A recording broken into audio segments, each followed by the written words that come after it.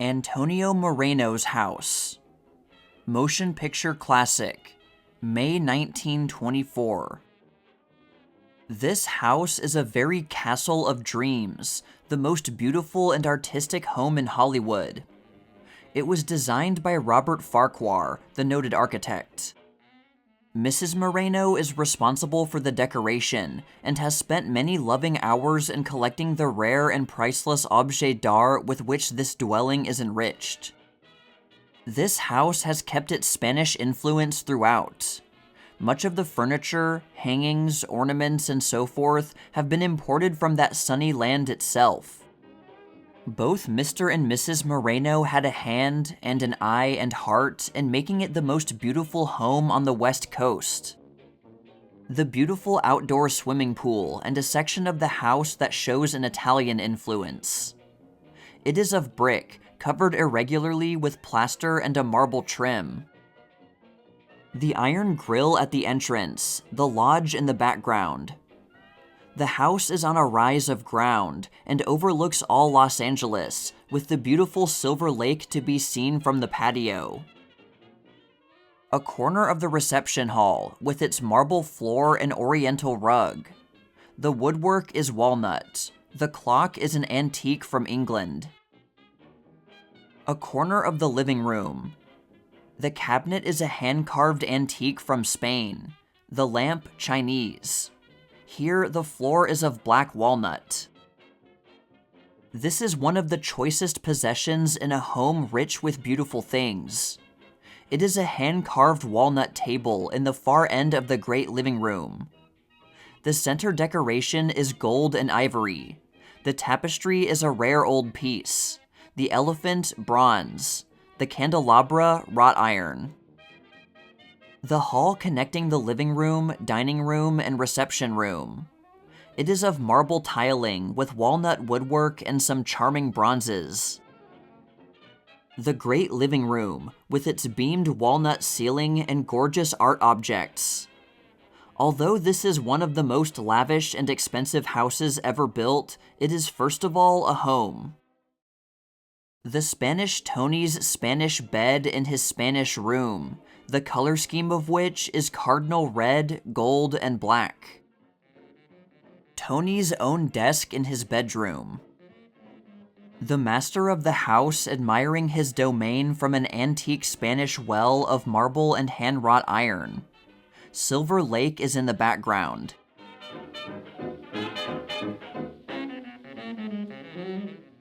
Thomas Ince's home. Motion picture classic, June 1924. Dias Dorados, the picturesque and romantic dwelling of Thomas H. Ince, located in Benedict Canyon, Beverly Hills.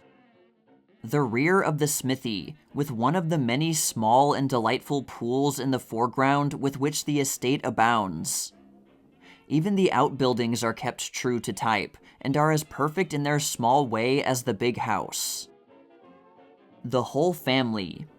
Left to right, they are Thomas Jr., Mr. Ince, Mrs. Ince, above William, and right Richard.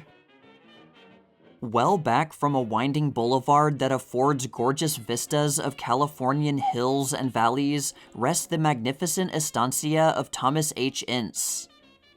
A view of the front elevation. It is Old Spanish in type throughout house and grounds. Naturally, the walls are of rough plaster and the roof of tiles. An archway at the front of the main building. It is of rough plaster and stone.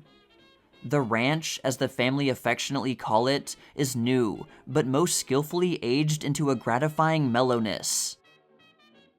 The pigeon tower at some distance from the main residence. It too is an early California character. Although the place is only a few months old, it has already as much atmosphere as an old Spanish mission. The dining room. A room of charm for the connoisseur as well as comfort and beauty for the owner.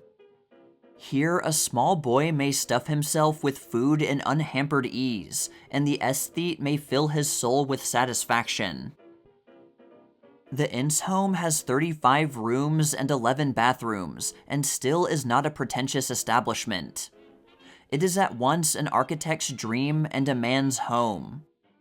Its atmosphere is pure romance, and it is declared by architectural authorities to be California's most beautiful habitation.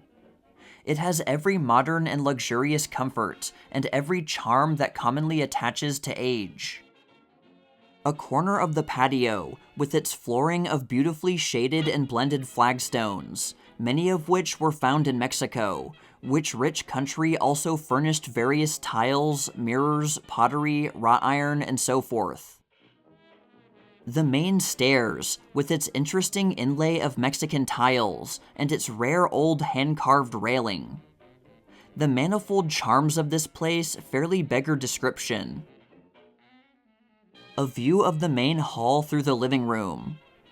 Here, too, the early California character is apparent in the softly tinted plaster walls and omnipresent arches.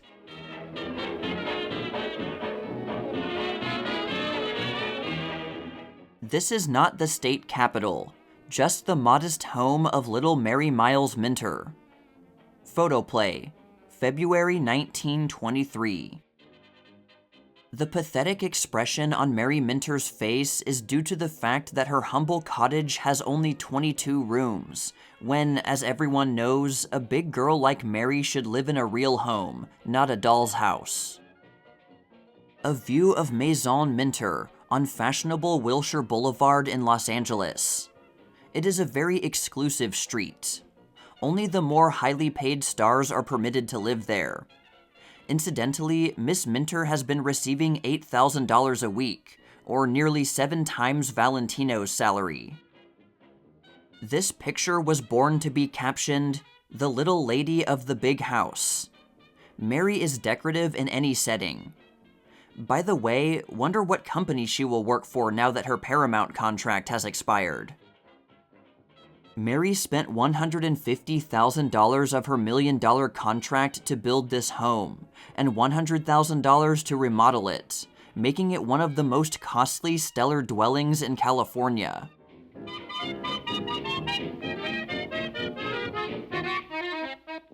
Roy Darcy's home. Motion picture classic, August 1926. Roy Darcy, the screen's most dashing dispenser of dark deeds, has a picturesque home high up in Beverly Hills. He told the designers and decorators to go the limit in making it cozy, comfortable, and compelling to the eye. By placing it up toward heaven, Roy wanted the chance to find recreation and redemption, and forget the ways of the flesh and devil, which haunt him when he stalks the sets. The head of the house has stepped into the kitchen to show the missus how to season the sauce with spice.